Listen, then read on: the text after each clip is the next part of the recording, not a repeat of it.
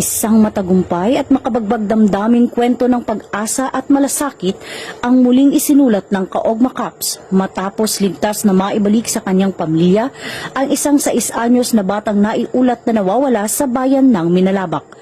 Sa gitna ng matinding pangamba at pag-aalala ng kanyang mga magulang, naging daan ang walang humpay na search and rescue operations ng Minalabak Municipal Police Station sa pamumuno ni Police Captain Beverly C. Monte.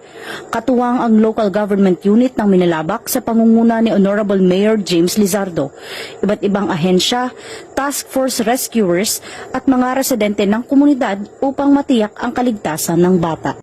Matatanda ang noong Mayo 1 sa taong kasalukuyan, iniulat ng mga magulang sa Minalabak MPS ang pagkawala ng kanilang anak sa Zone 6 Barangay del Socorro, Minalabak, Camarines Sur. Agad namang kumilos ang kapulisan at nagsagawa ng malawakang search operation, follow-up investigation at flash alarm dissemination.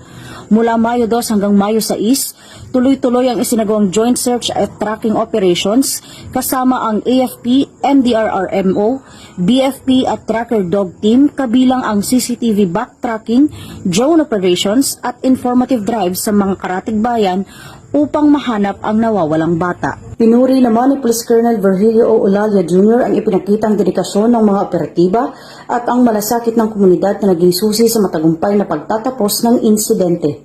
Nagpaabot din ng taos-pusong pasasalamat ang pamilya ng bata sa Camarines Sur PNP at sa mag-asawang senior citizen na naging instrumento sa ligtas na pagkakabalik ng kanilang anak. Isang patunay na ang serbisyong nararamdaman ay tunay na buhay sa puso ng bawat lingkod bayan at mamamayang handang tumulong sa oras ng pangangailangan. Mula dito sa Camarines Sur Police Provincial Office, ako po si Patrolwoman Reyna Lindalo, nag-uulat para sa Police News Network at ito ang bagong PNP para sa bagong Pilipinas, serbisyong mabilis, tapat at nararamdaman.